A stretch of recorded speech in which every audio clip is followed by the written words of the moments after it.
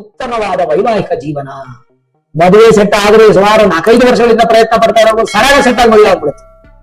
ಸಾತ್ವಿಕವಾದಂತಹ ಸಂತೋಷ, ಸಂತಾನ ಲಾಭ, ಸಂಪತ್ತಿನ ಪ್ರಾಪ್ತಿ, ಪತಿ ಪತ್ನಿಯರ ಮಧ್ಯೆ ಸಾಮರಸ್ಯ ಸಂತೋಷದ ಜೀವನ, ತೀರ್ಥಯಾತ್ರಾ ಯೋಗ, ಬುದ್ಧಿಯ ಅಭಿವೃದ್ಧಿ, ಶಕ್ತಿಯ ಸಂಕೇತ, ಐಶ್ವರ್ಯದ ಪ್ರತಿರೂಪ,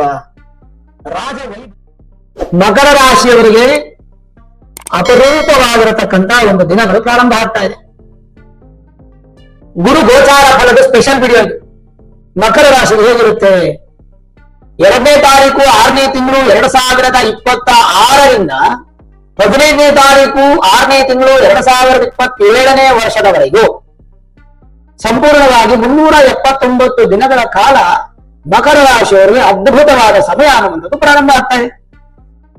ಮಕರ ರಾಶಿಗೆ ಒಂದು ನೆಗೆಟಿವ್ ಅನ್ನುವಂಥದ್ದು ಏನಪ್ಪಾ ಅಂದ್ರೆ, ಇಷ್ಟು ದಿನ 6ನೇ ಮನೆ ಗುರು ಇತ್ತು. ಋಣ, ರೋಗ, ಶತ್ರು.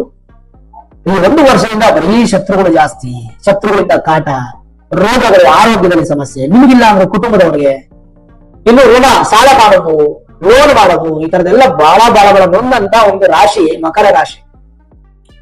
ಆದ್ರೆ ಈಗ ನೀವು ಮನೆಯಲ್ಲಿ ಪಾಯಸ ಮಾಡ್ಕೊಂಡು ಕುಡಿಬೇಕು. ನಿಮ್ಗೆ ಇಷ್ಟವಾಗಿರುವಂತ ಗಸಗಸೆ ಪಾಯಸನೋ, ಶಾವಿಗೆ ಪಾಯಸನೋ, ಹೆಸರು ಬೇಳೆ ಪಾಯಸನೋ, ಏನೋ ಒಂದು ಪಾಯಸ ನಿಮ್ಗೆ ಇಷ್ಟವಾಗಿರೋ ಮಾಡ್ಕೊಂಡು ಕುಡಿಬೇಕು ನೀವು ಜೂನ್ 2ನೇ ತಾರೀಕು. ಕಾರಣ ಮಕರ ರಾಶಿಯವರಿಗೆ ಸಪ್ತಮ ಸ್ಥಾನಕ್ಕೆ ಗುರು ಬರ್ತಾ ಇದ್ದಾರೆ. ಸಪ್ತಮ ಅಂತಂದ್ರೆ ನೇರ ದೃಷ್ಟಿ, 7th ಹೌಸ್ ಅಂದ್ರೆ ನೇರ ದೃಷ್ಟಿ. ಗುರುವಿನ ಮನೆಯಿಂದ ಅಂದ್ರೆ ತಾನಿರುವ ಮನೆಯಿಂದ ನೇರವಾದಂತ ದೃಷ್ಟಿ ಈ ಮಕರ ರಾಶಿ ಮೇಲೆ ಬೀಳ್ತಾ ಇದೆ.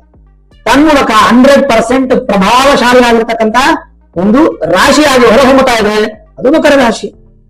ಹಾಗಿದ್ರೆ ಮಕರ ರಾಶಿಯ ವೀಕ್ಷಕರಿಗೆ ಏನೆಲ್ಲ ಶುಭ ಫಲ ಇದೆ?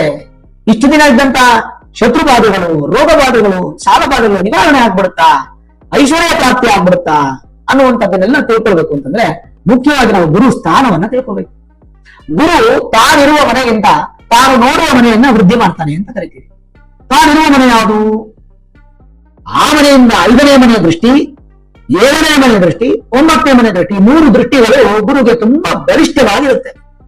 ಅದರಲ್ಲಿ 7ನೇ ಮನೆಯ ದೃಷ್ಟಿ ಈಗ ಮಕರ ರಾಶಿಯವರ ಮೇಲೆ ಬೀಳೋದ್ರಿಂದ ಇಷ್ಟು ದಿನ ಈ 3 ಏನ್ ಹೇಳಿದ್ರೆ ನೆಗೆಟಿವ್, ಅದು ಪಾಸಿಟಿವ್ ಆಗುತ್ತೆ. ಆರೋಗ್ಯದಲ್ಲಿ ಅಭಿವೃದ್ಧಿ ಆಗುತ್ತೆ, ಹೆಲ್ತ್ ಅನ್ನೋದು ನಿಮಗೆ ತುಂಬಾ ಚೆನ್ನಾಗಿರುತ್ತೆ, ರೋಗಬಾಧೆಗಳು ನಿಮಗೆ ದೂರವಾಗುತ್ತೆ, ಜೊತೆಗೆ ಶತ್ರುಗಳು ದೂರವಾಗ್ತಾರೆ. ಯಾರಾದ್ರೂ ಶತ್ರುಗಳಿದ್ರು ಮಿತ್ರರಾಗಿ ಅವರಿಂದ ಉಪದ್ರವಗಳು ದೂರ ಆಗುತ್ತೆ. ಇನ್ನು ಋಣ ಅಂತೀರಾ, ಇಷ್ಟು ದಿನ ಏನೋ ಸಾಲ ಮಾಡಿದ್ರು ಅದನ್ನ ತೀರಿಸ್ತಾ ಬರ್ತೀರಾ, ಹೊಸ ಸಾಲ ಮಾಡಬೇಕಂದ್ರೆ ಬ್ಯಾಲೆನ್ಸ್ ಮಾಡ್ಕೋಬೇಕು. ತೀರಿಸಂತೆ ಸಪೋರ್ಟ್ ಮಾಡ್ತಾನೆ, ಅಯ್ಯೋ ದುಡ್ಡು ಚೆನ್ನಾಗಿ ಕೊಡ್ತಾ ಇದಾರಲ್ಲ ಭಗವಂತ ಅಂದ್ಬಿಟ್ಟು ಅದನ್ನು ಖರ್ಚು ಮಾಡೋದು ಜಾಸ್ತಿ ಮಾಡಕ್ ಹೋದ್ರೆ ಅವರಲ್ಲಿ ಸಮಸ್ಯೆಗೆ ನೀವು ನಿಂತ್ಕೊತೀರಾ. ಖಂಡಿತ ಆ ಒಂದು ಪರಿಸ್ಥಿತಿಗೆ ಬರೋದು ಬೇಡ. ಯಾವ ಕಾರಣಕ್ಕೂ ಸಾಲ ಮಾಡಬೇಡಿ. ಸರಿ, ಹಾಗಾದ್ರೆ ಗ್ರಹಗಳು ನಮಗೆ ಯಾವತ್ತೂ ಕೂಡ ಬಹಳಷ್ಟು ಅದ್ಭುತವಾದ ಫಲಗಳು ಕೊಡುತ್ತೆ. ನಿಮ್ಗೆ ತಿಳಿದಿರಲಿ, ಕಲಿಯುಗದಲ್ಲಿ ಭಗವಂತ ನೇರ ಫಲವನ್ನ ಕೊಡೋದಿಲ್ಲ. ಈ ಒಂದು ಲೈನ್ ಅನ್ನ ಅಂಡರ್ಲೈನ್ ಅಥವಾ ಮಾರ್ಕ್ ಮಾಡಿ ಇಟ್ಕೊಳ್ಳಿ. ಕಲಿಯುಗದಲ್ಲಿ ಭಗವಂತ ನೇರವಾದ ಫಲವನ್ನ ಕೊಡುವುದಿಲ್ಲ. ಯಾವ್ದ್ರ ಮುಖಾಂತರ ಕೊಡ್ತಾರೆ? ಗ್ರಹವೈ ದೇವಾಹ, ಅಂದ್ರೆ ಗ್ರಹಗಳ ಮುಖಾಂತರವಾಗಿ ನಿಮಗೆ ಒಳ್ಳೆಯದು ಕೆಟ್ಟದನ್ನ ಕೊಡುವಂಥದ್ದು ಭಗವಂತ. ಅಂದ್ರೆ ಈಗ ಭಗವಂತ ಮತ್ತೆ ಭಕ್ತರ ಮಧ್ಯದಲ್ಲಿ ಗ್ರಹಗಳು ನಿಂತಿದೆ. ಆ ಒಂದು ಕಾರಣಕ್ಕೆ ಕಲಿಯುಗದಲ್ಲಿ ಗ್ರಹ ಶಾಂತಿ ಅನ್ನುವಂಥದ್ದು ತುಂಬಾ ಫೇಮಸ್. ಯಾರು ನೋಡಿದ್ರು ಗ್ರಹ ಶಾಂತಿ, ಗ್ರಹ ಶಾಂತಿ. ಟೈಮ್ ಚೆನ್ನಾಗಿಲ್ವಾ, ಗ್ರಹ ಶಾಂತಿ ಮಾಡಿಸಿ. ಶನಿ ಚೆನ್ನಾಗಿಲ್ವಾ, ಶನಿ ಶಾಂತಿ ಮಾಡಿಸಿ. ಗುರು ಚೆನ್ನಾಗಿಲ್ವಾ, ಗುರು ಶಾಂತಿ ಮಾಡಿಸಿ. ಯಾಕಂದ್ರೆ ಗ್ರಹ ಶಾಂತಿ. ಸರಿ, ಹಾಗಾದ್ರೆ 7ನೇ ಮನೆಯಲ್ಲಿ ಏನಾಗುತ್ತೆ ಅಂತಂದ್ರೆ, ಶಾಸ್ತ್ರ ಪ್ರವೀಣೈರ್ಹಿ ವಿಚಾರಣೀಯಂ ಕಲತ್ರ ಭಾವೇ ಕಿಲ ಸರ್ವಮೇತತ್ ವಿವಾಹ ಮದನ ಲೋಕ ಭಾರ್ಯ ಭರ್ತ್ಯ ಸಮಾಗಮಾಹ ಶಯ್ಯಾಸ್ತ್ರೀ ಸಪದ್ಮಷ್ಟಾರ್ಥ ಮೈಥುನಾನ್ಯಪಿ ಸತ್ತಮ. ಸ್ತೋತ್ರ ಹೇಳುತ್ತೆ 7ನೇ ಮನೆ ಎಷ್ಟು ಬಲಿಷ್ಠ ಇರುತ್ತೆ ಅಂತ ಹೇಳುತ್ತೆ. 7ನೇ ಮನೆಯಲ್ಲಿ ಗುರು ಇದ್ದಾಗ ಏನು ಫಲ? ಗುರು ಸಪ್ತಮದಲ್ಲಿ ಗೋಚಾರದಲ್ಲಿದ್ದಾಗ ಮಕರ ರಾಶಿಯವರಿಗೆ ಉತ್ತಮವಾದ ವೈವಾಹಿಕ ಜೀವನ. ಮದುವೆ ಸೆಟ್ ಆದ್ರೆ ಸುಮಾರು 4-5 ವರ್ಷಗಳಿಂದ ಪ್ರಯತ್ನ ಪಡ್ತಾ ಇರೋದು ಸರಳ ಸೆಟ್ ಆಗಿ ಮದುವೆ ಆಗ್ಬಿಡುತ್ತೆ. ಸಾತ್ವಿಕವಾದಂತಹ ಸಂತೋಷ, ಸಂತಾನ ಲಾಭ, ಸಂಪತ್ತಿನ ಪ್ರಾಪ್ತಿ, ಪತಿ ಪತ್ನಿಯರ ಮಧ್ಯೆ ಸಾಮರಸ್ಯ ಸಂತೋಷದ ಜೀವನ, ತೀರ್ಥಯಾತ್ರಾ ಯೋಗ, ಬುದ್ಧಿಯ ಅಭಿವೃದ್ಧಿ, ಶಕ್ತಿಯ ಸಂಕೇತ, ಐಶ್ವರ್ಯದ ಪ್ರತಿರೂಪ, ರಾಜವೈಭವ, ವಿವಾಹದ ನಂತರ ಧನ ಲಾಭ, ಇವೆಲ್ಲವನ್ನ ಮಕರ ರಾಶಿಯವರಿಗೆ ಗುರು ಸಪ್ತಮದಲ್ಲಿದ್ದಾಗ ಕೊಟ್ಟು ಬಿಡ್ತಾನೆ. ಸರಿ, ಮಕರ ರಾಶಿಯವರಿಗೆ ತೃತೀಯ ಸ್ಥಾನಾಧಿಪತಿನೂ ಗುರುನೇ. ತೃತೀಯ ಸ್ಥಾನಾಧಿಪತಿ ಸಪ್ತಮದಲ್ಲಿದ್ದರೆ ಏನು ಫಲ ಅದನ್ನು ತಿಳಿಸ್ತೀನಿ ನೋಡಿ. ತೃತೀಯ ಸ್ಥಾನಾಧಿಪತಿ ಸಪ್ತಮದಲ್ಲಿದ್ದರೆ ಆ ಗ್ರಹ ಶುಭಗ್ರಹನಾಗಿ ಉಚ್ಚ ಸ್ಥಾನ ಅಥವಾ ಸ್ವಕ್ಷೇತ್ರದಲ್ಲಿದ್ದರೆ ದುಃಖ ದೂರವಾಗಿ ಸುಖಿಯಾಗುವರು. ವಿದೇಶದಲ್ಲಿ ವಿದ್ಯಾ, ಉದ್ಯೋಗ, ವ್ಯಾಪಾರ ಅಭಿವೃದ್ಧಿ, ಸಹೋದರರಿಂದ ಸಪೋರ್ಟ್ ಸಿಗುವಂಥದ್ದು, ಮತ್ತೆ ವಿಶೇಷವಾಗಿ ಅನುಕೂಲಗಳು ಪ್ರಾಪ್ತಿಯಾಗುತ್ತೆ. ಯಾವ ತರ ಅನುಕೂಲಗಳು? ಮನೆ ಕಟ್ಟೋದು ಅಥವಾ ಭೂಮಿ ತಗೊಳ್ಳೋದು ಅಥವಾ ವ್ಯವಸಾಯ ಮಾಡುವಂತ ಅನುಕೂಲ. ಇನ್ನು ವ್ಯವಸ್ಥಾನ, ಮಕರ ರಾಶಿಯವರಿಗೆ ಹೌಸ್ ಆಫ್ ಲಾಸ್ ಅಧಿಪತಿ ಯಾರು ಗೊತ್ತಾ? ಗುರುನೇ. ಸಂತೋಷ ಪಟ್ಟರೆ ಇಷ್ಟೊತ್ತು ಏನೇನ್ಗೊಳ್ಳ ಹಿಂಗೆ ಹೇಳ್ತಾರೆ, ಖಂಡಿತ ಇಲ್ಲ, ಇದು ಕೂಡ ಕೆಟ್ಟದಲ್ಲ. 12ನೇ ಮನೆ ನಾವು ಕೇವಲ ಲಾಸ್ ಅಂತೀವಿ. 12ನೇ ಮನೆ ಹೌಸ್ ಆಫ್ ಲಾಸ್ ಹೌದು, ಆದ್ರೆ ಅಯನ ಶಯನ ಭೋಗಸ್ಥಾನ, ಮೋಕ್ಷ ಸ್ಥಾನ, ಅದನ್ನೆಲ್ಲ ಮರೆಯಂಗಿಲ್ಲ ನೀವು, ಯಾವ ಕಾರಣಕ್ಕೂ ಅದನ್ನ ಮರೆಯಂಗಿಲ್ಲ. ಸರಿ, ದೇವಸ್ಥಾನಾಧಿಪತಿ ಸಪ್ತಮದಲ್ಲಿದ್ದರೆ ಏನು? ಖರ್ಚು ಜಾಸ್ತಿ ಮಾಡ್ತೀರಾ, ಖುಷಿ ಖರ್ಚು. ಹೆಂಡತಿಗೆ ಒಂದು ಸೀರೆ ಕೊಡಿಸೋದು, ಬಂಗಾರ ಕೊಡಿಸೋದು, ಮಗಳಿಗೊಂದು ಮದುವೆ ಮಾಡೋದು, ಒಂದು ಒಳ್ಳೆ ಕಾಲೇಜಲ್ಲಿ ಸೀಟ್ ಕೊಡಿಸೋದು, ಈ ತರ ಒಳ್ಳೆ ಖುಷಿಯಾದಂತ ಖರ್ಚು. ವಿಘ್ನಗಳು ದೂರವಾಗುತ್ತೆ. ಮತ್ತೆ ಸ್ವಲ್ಪ ಆರೋಗ್ಯ, ಕುಟುಂಬದ ಆರೋಗ್ಯಕ್ಕೆ ದುಡ್ಡು ಖರ್ಚು ಮಾಡ್ತೀರಾ. ವೈವಾಹಿಕ ಸುಖ ಹೆಚ್ಚಾಗತ್ತೆ. ದೈಹಿಕವಾಗಿ ಬಹಳ ಆಸೆಗಳನ್ನ ಪಡೆಯುವಂತಹ ಸ್ವಭಾವ ಉಳ್ಳವರಾಗ್ತೀರಾ. ಮಕರ ರಾಶಿಯವರೆಲ್ಲ ಚೆನ್ನಾಗಿ ಏನ್ ಚಿಂತೆ ಮಾಡೋದೇನಿಲ್ಲ. ಆದ್ರೆ ಮಕರ ರಾಶಿಗೆ ಅಧಿಪತಿ ಯಾರು ಗೊತ್ತಾ? ಶನಿ. ಶನಿ ಬಾಧೆ ಏನಾದ್ರು ಇದೆ ನಿಮ್ಗೆ? ಇಲ್ಲ.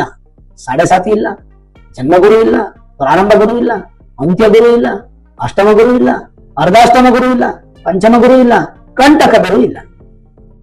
ಅಂದ್ರೆ ಗುರುವಿಂದನೂ ಇಲ್ಲ, ಈ ಕಡೆ ಶನಿಯಿಂದನೂ ಬಾಧೆ ಇಲ್ಲ. ಶನಿ ಗುರು ಮತ್ತೆ ಇಬ್ರು ಕೂಡ ನಿಮ್ಗೆ ಚೆನ್ನಾಗಿದ್ದಾರೆ. ಈ ಸಂದರ್ಭದಲ್ಲಿ ಏನಾದ್ರು ಶನಿ ನಿಮಗೆ ಕೆಟ್ಟದಾಗಿದ್ರೆ ಪ್ರಾಬ್ಲಮ್. ಇನ್ನೊಂದ್ 2 ವರ್ಷ ಆದ್ಮೇಲೆ ನಿಮ್ಗೆ ಅರ್ಧಾಷ್ಟಮ ಶುರು ಆಗುತ್ತಲ್ಲ, ಅವಾಗ ಏನಾದ್ರು ಗುರುಗಳ ಬಂದು ಪ್ರಯೋಜನ ಏನು? ಈ ಶನಿ ಬಾಧೆ ಇಲ್ಲ, ಗುರುನು ಸ್ಟ್ರಾಂಗ್ ಇದ್ದಾರೆ, ಏನ್ ತೊಂದರೆ ಇಲ್ಲ. ಆದರೆ ಸಪ್ತಮ ಸ್ಥಾನಕ್ಕೆ ಗುರು ಬಂದಾಗ ಏನೇನು ಅಭಿವೃದ್ಧಿಯ ಫಲವನ್ನು ನಾವು ಕಾಣಬಹುದು ಅನ್ನುವಂಥದ್ದನ್ನ ನಿಮಗೆ ಸ್ವಲ್ಪ ವಿಶ್ಲೇಷಣೆ ತಿಳಿಸ್ತೇನೆ. ಗುರು ಸಪ್ತಮದಲ್ಲಿದ್ದಾಗ ಏನು ಫಲ ಅಂತಂದ್ರೆ ಬುದ್ಧಿವಂತರಾಗ್ತೀರ, ಸಹನೆ ಕಮ್ಮಿ ಇರುತ್ತೆ, ಕೋಪ ಜಾಸ್ತಿ ಬರುತ್ತೆ, ಅದನ್ನು ಬ್ಯಾಲೆನ್ಸ್ ಮಾಡಬೇಕು. ದೀರ್ಘಾಯುಷ್ಯ, ಒಳ್ಳೆ ಸುಂದರವಾದಂತಹ ಗುಣ ಇರುವಂತಹ ಗಂಡ ಹೆಂಡತಿಯರು, ಮತ್ತೆ ಪೂರ್ವ ಜನ್ಮದ ಪುಣ್ಯ ವೃದ್ಧಿಯಾಗಿ ವಿವಾಹ, ಪೂರ್ವ ಜನ್ಮದ ಪುಣ್ಯ ವೃದ್ಧಿಯಾಗಿ ವಿವಾಹ, ದಾಂಪತ್ಯ ಜೀವನ, partnership business, life partner, business partner ಎರಡು ತುಂಬಾ ಚೆನ್ನಾಗಿರುತ್ತೆ. ಮತ್ತೆ ಕಲಹಗಳು ದೂರವಾಗಿ ಬ್ಯಾಲೆನ್ಸ್ಡ್ ಆಗುತ್ತೆ.